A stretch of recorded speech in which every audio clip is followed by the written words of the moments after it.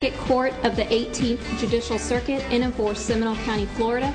State of Florida versus George Zimmerman. Verdict: we the jury find George Zimmerman not guilty. So say we all, foreperson. So say we all. That was the verdict handed down Saturday night in Sanford, Florida. Time to check in with our legal analyst, Joe DiGenova, get his take on everything Zimmerman that has occurred. Joe, your thoughts on the verdict and the conduct of the trial? Well, another landmark moment in American legal history. The jury did its job in the face of incredible incompetence by the trial judge, overreaching by the prosecutor, and a number of other things. But a tribute to the jury system. I think it was the right verdict. Obviously, they worked very hard, deliberated well, and notwithstanding the misconduct of the prosecutors, especially the chief prosecutor, Angela Corey, the jury did its job, and we should all be proud of that. All right, so hold on. We'll get to the Angela Corey thing in just a minute, because I definitely want to go there. But just, given the fact that the verdict came back so relatively soon, were you surprised by that? No, actually, it was a simple case. It's not like there was a complex series of legal documents that had to be read by the jury. Obviously, they paid in close attention during the trial, according to all the reportage, feverishly taking notes. As 6 women, of course, if you have women on the jury, you're going to get analytical work, and I think that the prosecution really, when it couldn't strike a couple of people that it wanted off the jury, lost the case early on. But I think all in all, I think kudos to the jury for seeing through the fog of one of the worst prosecutions in history. Joe DiGenova, of course, because you're a former U.S. attorney, you are familiar with the case of Vincent Chin in Michigan. He's a Chinese-American who was murdered by 2 out-of-work U.S. auto workers back in the 70s. They were pled down to 3 years probation and fined $3,000 for that crime. That inspired the feds to come in and bring civil rights charges against those 2 men. And that is the precedent that will be set here as the DOJ weighs the idea of bringing civil rights charges against George Zimmerman. Is that an appropriate thing to do at all, and specifically to the Zimmerman case? Well, I think the FBI came in early in this case to analyze the conduct of public officials, the police department, to determine whether or not there was racial animus involved with any of the decision-making in not arresting George Zimmerman, and they concluded that there was not. I think it would be unwise for the department to intervene in this case at this point, given the nature of the case and the way that it has publicly played out.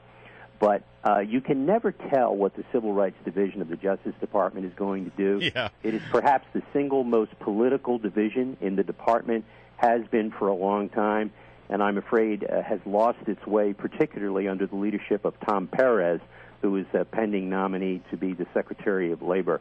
So I just don't know that it's predictable that they'll be smart enough to stay out of this case. But in general, the DOJ bringing up, I bring up the case of Vincent Chin, which was really the first famous case in this regard. Clearly justice didn't prevail in the way those 2 men were handled. And in general, it's not a bad idea theoretically, is it? No, there's nothing wrong with the federal government taking a look at the conduct of state officials or an individual defendant to determine whether or not federal charges should be brought. But I also think that because of the transparency of this particular prosecution, the ability to see a trial on television, see how the evidence played out, look at the conduct of the prosecutors, the police, and particularly the defendant, and to see his background and history, which has no racial animus at all. Indeed, racial solidarity was part of the Zimmerman background, aiding and assisting African-American children. I think for them to come in now would be a very serious public policy mistake. Forget the law. The department has to use its power carefully. What it doesn't want to become is a joke about civil rights, and that's what this would be. All right, talk about Angela Corey, the special prosecutor in this case. You're not a big fan. Well, I think all you had to do was watch her 2 press conferences, the one at the very beginning, when she was first appointed, and she held that what can only be described as a burlesque press conference where she kept referring to Precious Trayvon. This is not the language of a real prosecutor. This is the language of a TV prosecutor, someone who's doing a show, Law and Order.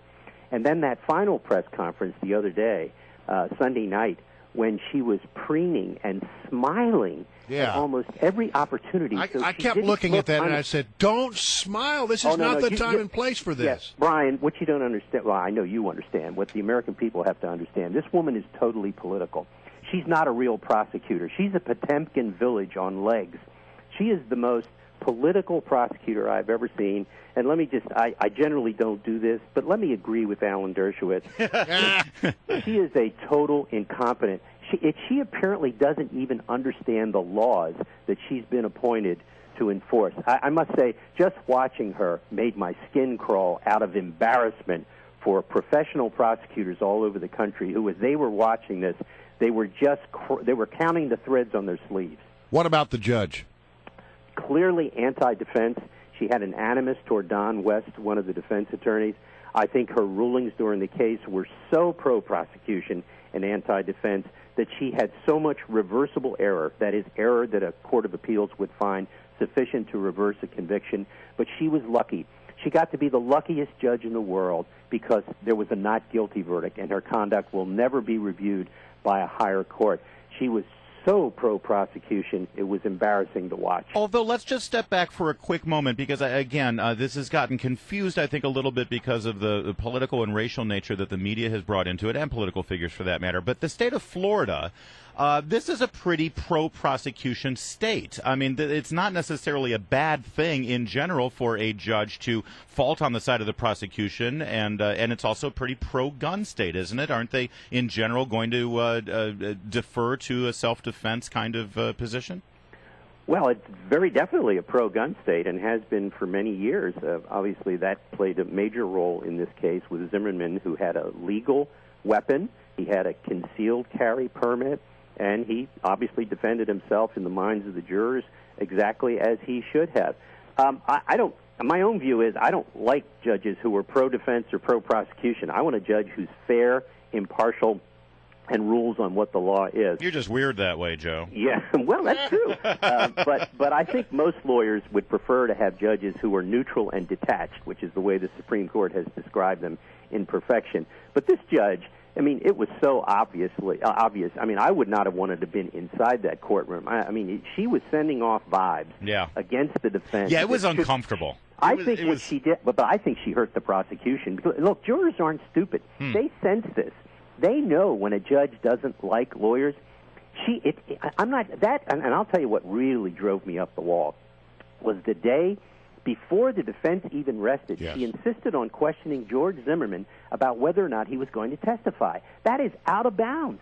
That doesn't happen in grade school lawyering. What she did was she was trying to figure out a way to get George Zimmerman to testify. Yeah. It was remarkable. I've never seen. I mean, I thought Judge Ito was bad. Yeah. Wow, the deepest cut of all. Joe DiGenova, thanks so much for joining us as always. Okay.